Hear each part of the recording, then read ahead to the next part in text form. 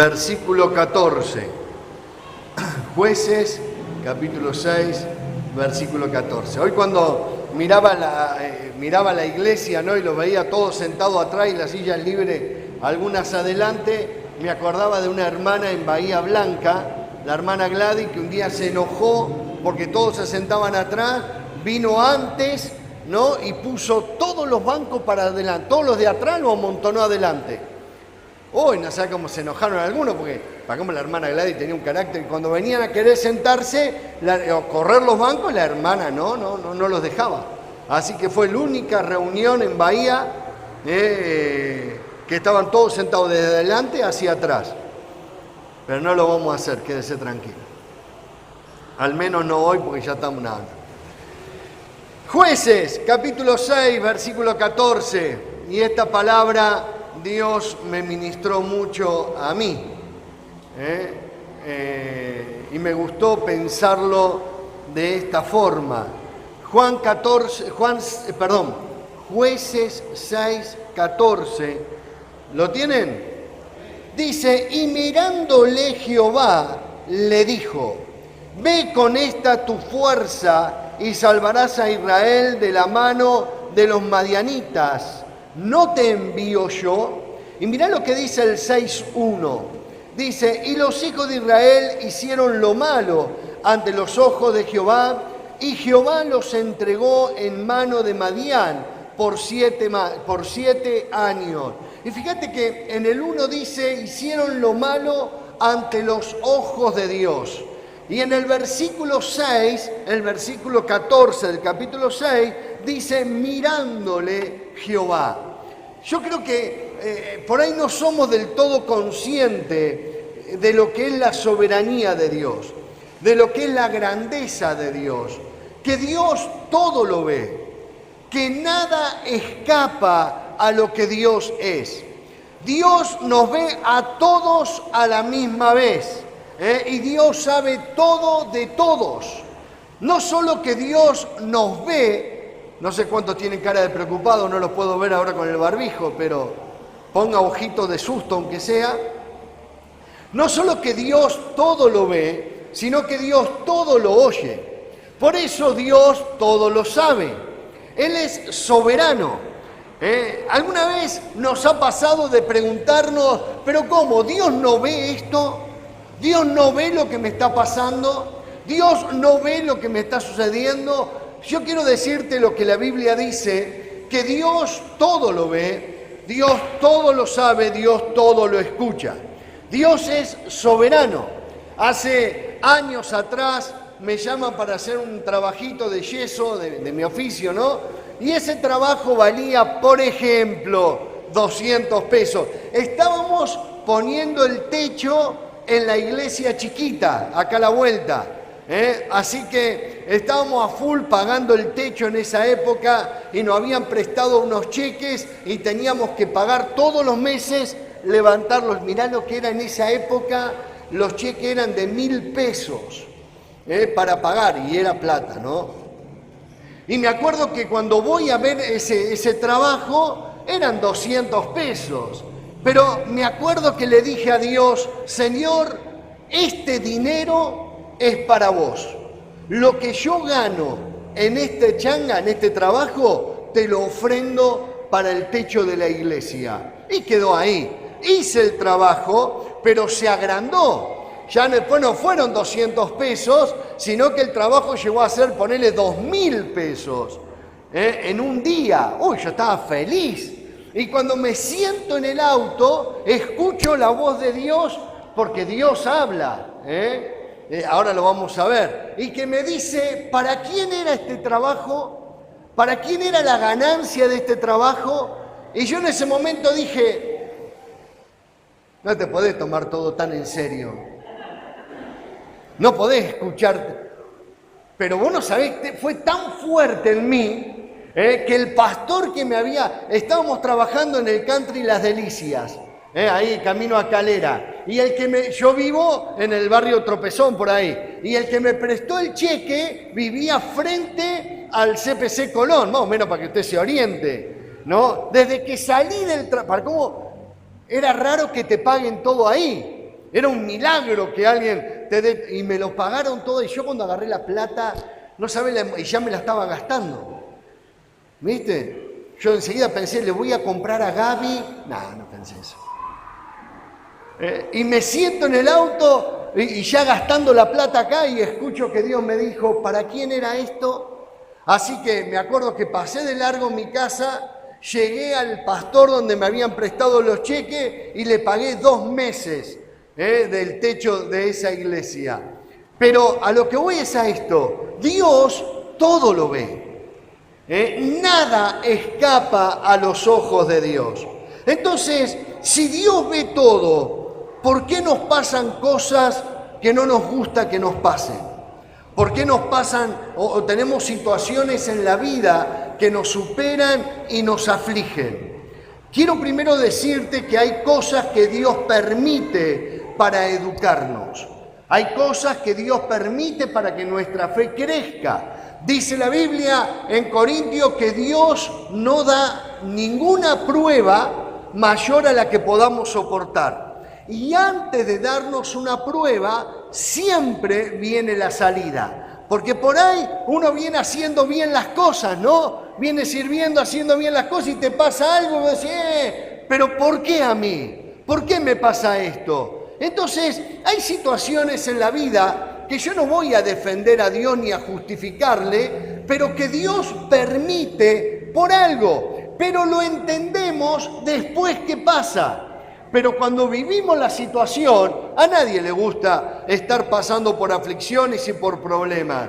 Pero está el otro. Cuando uno lo condiciona a Dios y en medio de los conflictos, Dios no puede actuar porque yo me alejé de Él.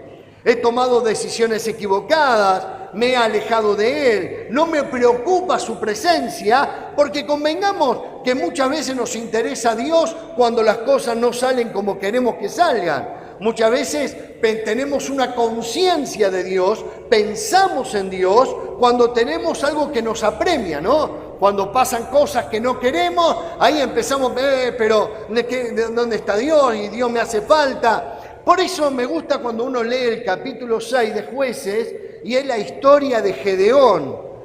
Algunos la saben en la historia y es fabulosa, pero hay un antes y un después.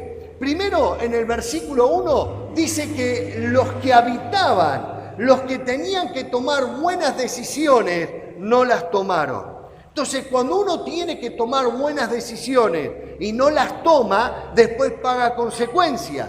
Dice la Biblia, el que sabe hacer lo bueno y no lo hace, es pecado. Entonces, hay situaciones que nos superan por tomar malas decisiones nosotros. Dice la Biblia que los padres tomaron malas decisiones. Y yo pensaba que muchas veces nosotros en nuestro país, en la ciudad donde vivimos, en el lugar donde estamos, sufrimos consecuencias de malas decisiones que han tomado los que nos gobernaron. Pero también, si hablamos de nuestros hogares, por ahí los hijos pagan consecuencia de las malas decisiones que toman los padres. ¿Se acuerdan ustedes allí en Reyes capítulo 4, la historia de Eliseo con la viuda? Que dice que las malas decisiones del esposo hipotecó la vida de los hijos. Después venían a cobrarle y no tenía para pagar. Entonces muchas veces las malas decisiones que tomamos, en vez de ayudarnos a crecer, decrecemos, nos va mal. Y después agravamos la situación y cuando la situación está muy grave y vemos que perdemos todo, ¿por qué? Porque existe Dios, pero también existe el diablo. La Biblia dice en Juan 10:10 que el enemigo vino a matar, hurtar y destruir. ¿Me sigue hasta acá? Entienda por enemigo que el enemigo que habla acá en Juan 10:10 no pasa solamente por el diablo. El diablo es el enemigo por excelencia, pero Juan 10:10 está hablando por todas aquellas cosas que son nuestros enemigos, que atentan contra nuestra fe, contra nuestra vida espiritual. Tu enemigo hoy por excelencia, nuestro enemigo puede ser el diablo y lo es para todos. Pero también podemos tener enemigos que puede ser un vicio, o puede ser, no sé, una mala costumbre, algo que vos sabés que te está pasando, o malas decisiones que hemos tomado, que lo único que nos hace en la vida es restarnos a lo que Dios quiere que tengamos. Aleluya. ¿Puede entender esto? Por eso uno dice, ¿pero Dios no ve? Sí, Dios lo ve, pero a Dios lo condiciona del ver al hacer nosotros. Porque si nosotros no lo dejamos actuar a Dios, por más que Él vea, no lo puede hacer. Escuche, dice la Biblia que Él nos atrae a su presencia con cuerdas de amor.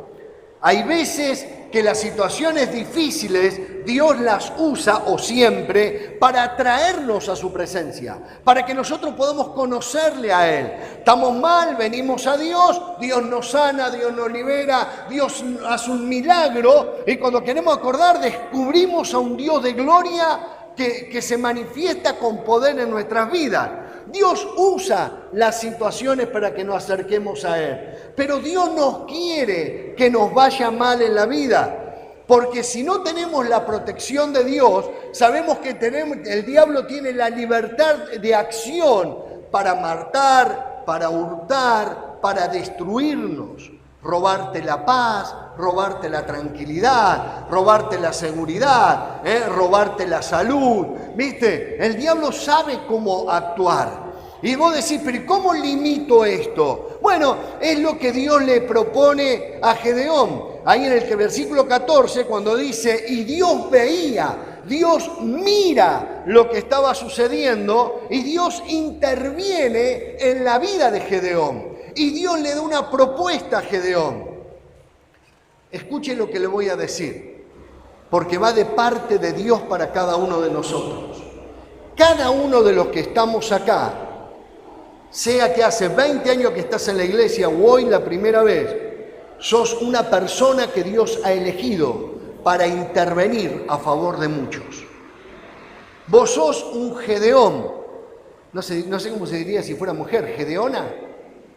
Bueno, vamos a decir, no nos vamos a complicar. Pero vos sos la persona que Dios ha visto y elige en estos tiempos. Vos decís, pero Dios no ve lo que pasa en el mundo. ¿Vos te pensás que no lo ve? ¿Vos te pensás que Dios no se duele de todo lo que está pasando en el mundo? Cuando Dios le dice ahí en Génesis, le dice a Adán y a Eva, ¿se acuerdan? Cuando pecaron y dice que se escondieron de Dios, y Dios le dice, ¿dónde estás tú? Léalo después, ahí en Génesis. ¿Dónde estás tú? Es como decir, ¿qué hiciste? ¿Qué hiciste, Adán? ¿Qué hiciste, Eva? En ese ¿dónde estás tú? Dios veía la consecuencia que traía ese pecado.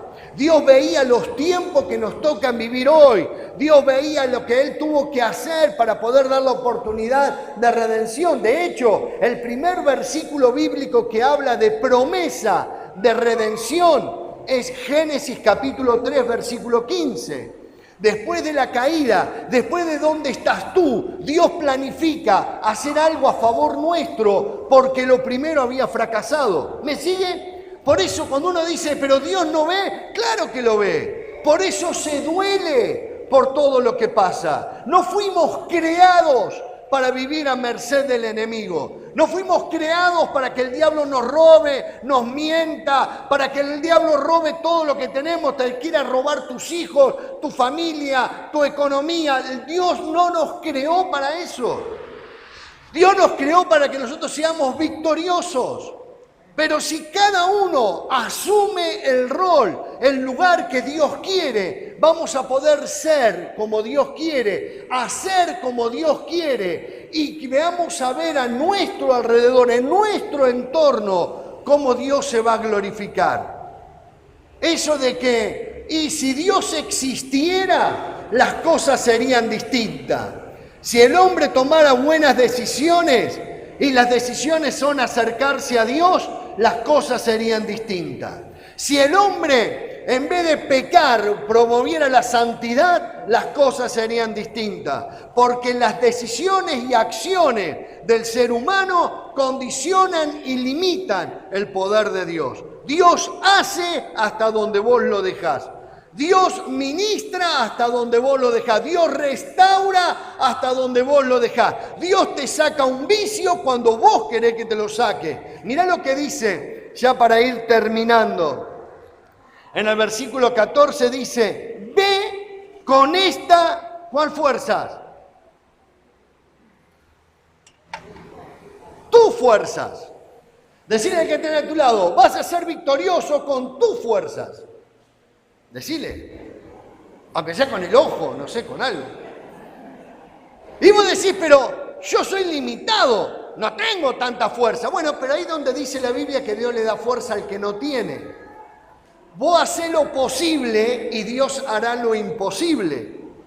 Dios no cría vagos, Dios no patrocina vagancia, sino que dice, vos dale con tus fuerzas y yo voy a honrar tu esfuerzo.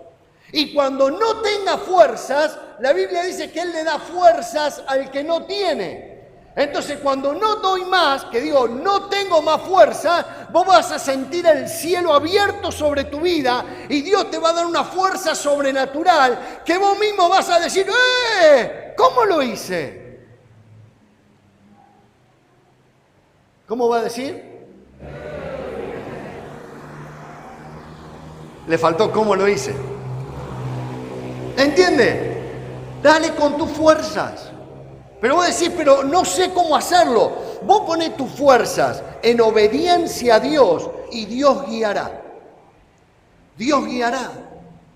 Dios lo va a hacer. Y Dios te va a dar una fuerza sobrenatural para que vos salgas adelante. Por eso Dios le dice a Gedeón, dale con tus fuerzas.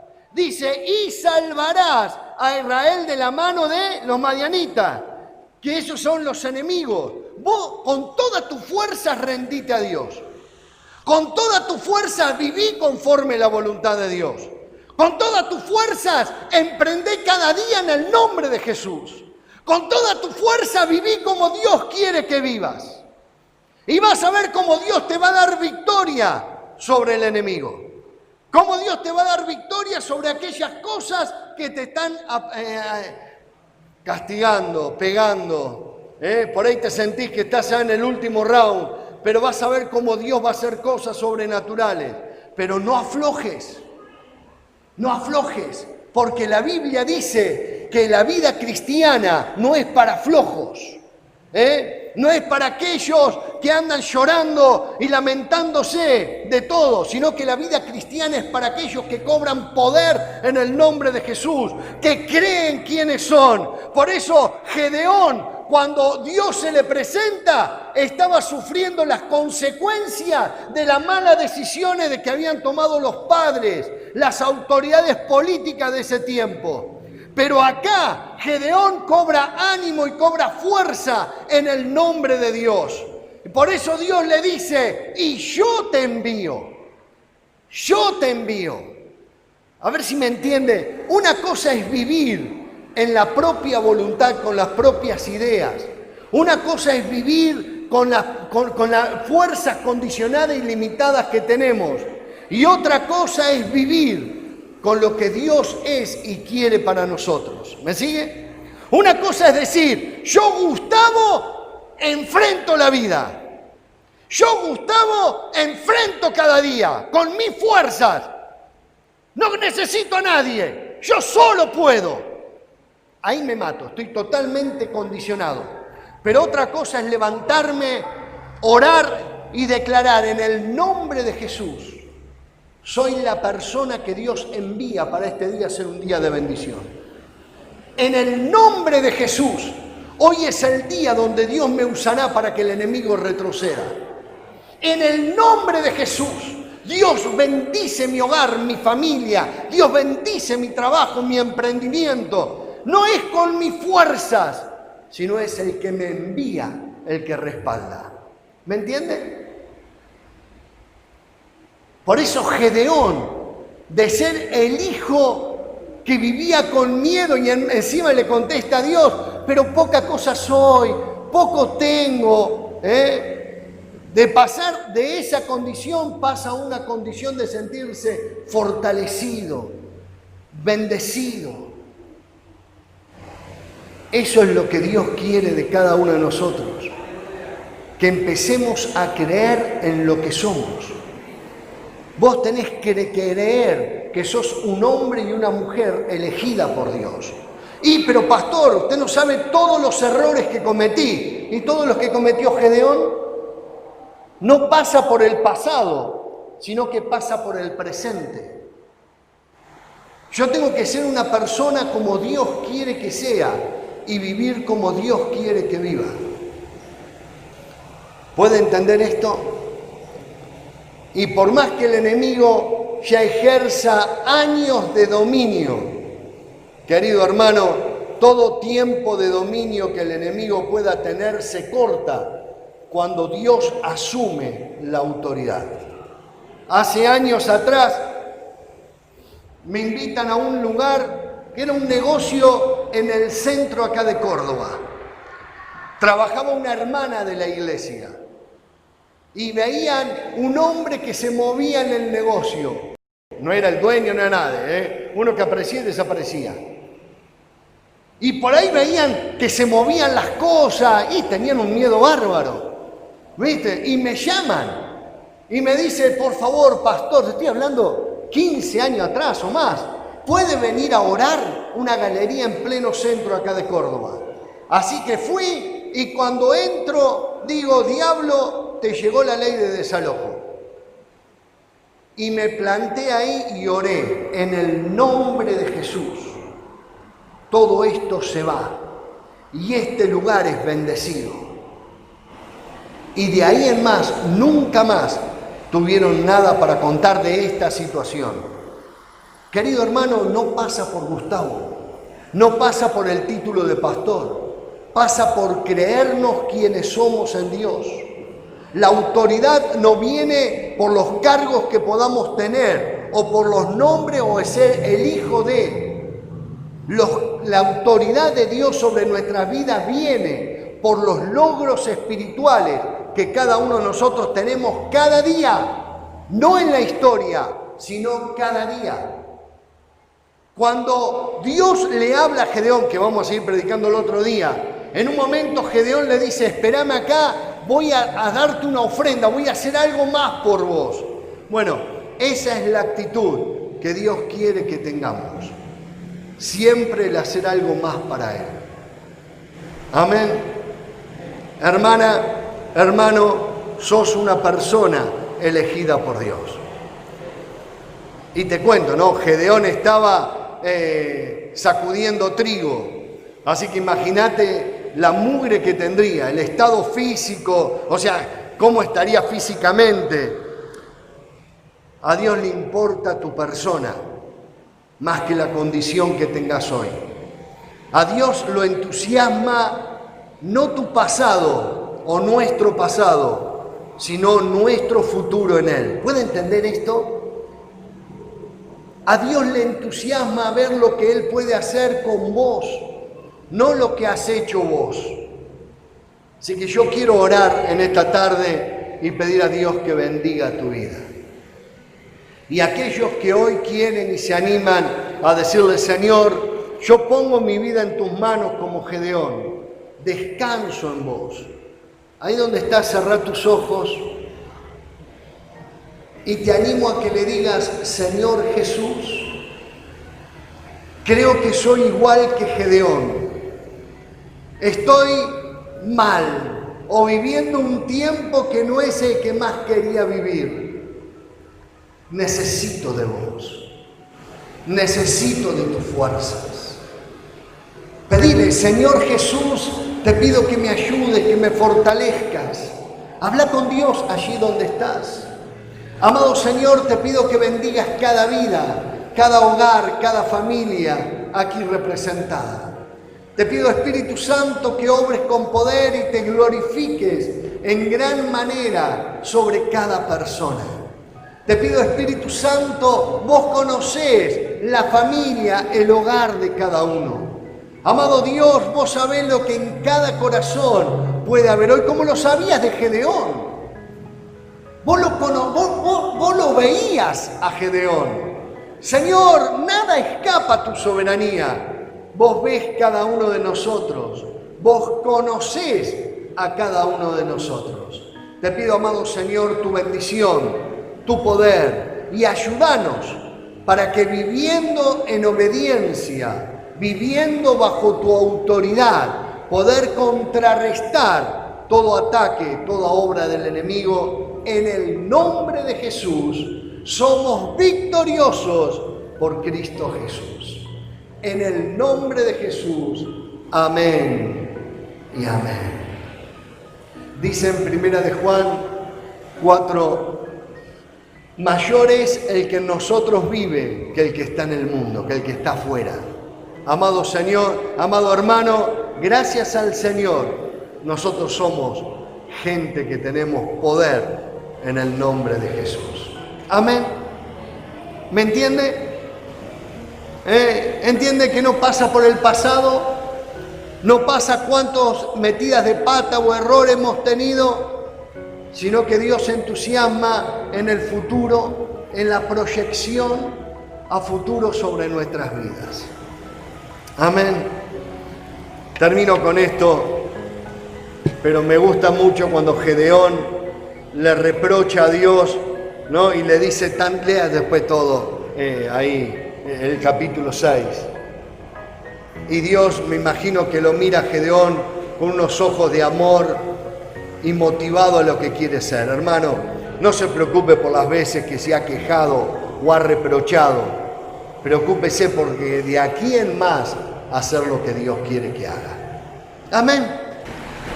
Recién estábamos hablando y orando por esta ceremonia y pidiendo a Dios la bendición, porque presentar un niño al Señor no es algo más, sino es una responsabilidad en la cual el niño no la puede asumir, porque no la puede asumir, sino que la asume el papá, la mamá y apoyan los padrinos. La Biblia no habla en ningún lado del bautismo a los niños, sino que el bautismo es algo que se empezó a usar en el año 370 después de Cristo. La Biblia solamente nos habla de que traían los niños, y está en Marcos capítulo 10 versículo 13, y dice, y le presentaban niños para que los tocase, y los discípulos reprendían a los que los presentaban. Viéndolo Jesús se indignó y les dijo, dejad a los niños venir a mí y no se lo impidáis, porque de los tales es el reino de Dios. De cierto os digo que el que no recibe el reino de Dios como un niño no entrará en él. Y tomándolo en los brazos, poniendo las manos sobre ellos, los bendecía. La Biblia enseña que los padres traen a los niños. Jesús lo oraba por ellos, en este caso con la autoridad que Dios me ha dado, oramos por él, pero la responsabilidad de la crianza es de los padres. Y la Biblia habla en Romanos, en Gálatas, acá en la Biblia, que existían los ayos, que eran los que colaboraban con la educación de los niños, que en este caso, el padrino y la madrina. Más allá de todos los regalos que le hagan, sino también el ayudar en una forma activa, bien presente en la educación del niño. Amén. Por eso la Biblia dice, instruye al niño en su camino y ni aun de viejo se apartará de él. Pero para que los niños sean instruidos, primero uno tiene que ser instruido. ¿Cómo puedo enseñar lo que no sé?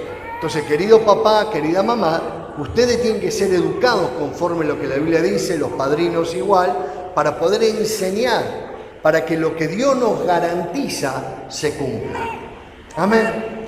Pero bueno, con la autoridad que Dios me ha dado, yo le pregunto a la mamá, al papá, a la madrina y al padrino, ¿asumen la responsabilidad, el compromiso de educar a este niño conforme como Dios quiere? ¿Sí? Bueno, entonces, conforme al compromiso que ustedes asumen hoy, Quiero creer que todos dijeron que sí con el barbijo, ¿no? Yo quiero orar por el bebé. Amén. Yo voy a pedir que todos se pongan de pie. ¿Estás grabando? Y vamos a orar. Le pido que extienda la mano hacia adelante y vamos a orar por Juan Pablo. Amado Dios, Padre bueno, oro por esta criatura. Con la autoridad que me has dado y en el nombre de Jesús, quiero poner este niño en tus manos, rogando tu bendición y tu cuidado sobre él. Padre, bajo la responsabilidad que asume el papá, la mamá, la madrina y el padrino, de criarlo conforme lo que la Biblia dice, y la autoridad que me has dado como ministro tuyo, lo bendigo y lo pongo en tus manos. Señor, este niño tiene un plan divino y una bendición del cielo. Por eso, gracias por él, pero gracias por la mamá. Bendigo al papá, como también a la madrina y al padrino. Dale la sabiduría en el nombre de Jesús que ellos necesitan. Gracias, Dios, en el nombre de Jesús. Amén y amén. Gloria al Señor. Amén. Acá les doy el certificado de presentación. No sé si el papá quiere decir algo. ¿La mamá? ¿Padrino? ¿Padrino? Entonces le damos un aplauso grandote de felicitaciones.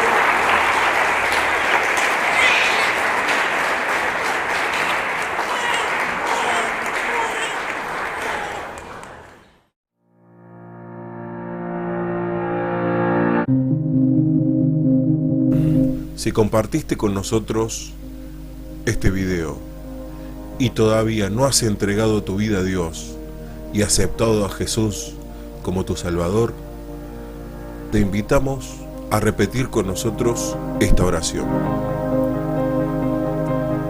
Dios mío, reconozco que soy un pecador y me arrepiento de todos mis pecados.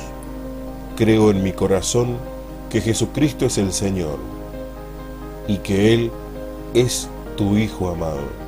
Reconozco que Cristo murió por mis pecados y que resucitó de entre los muertos. Yo abro las puertas de mi corazón y te recibo como mi Señor y mi Salvador. Amén.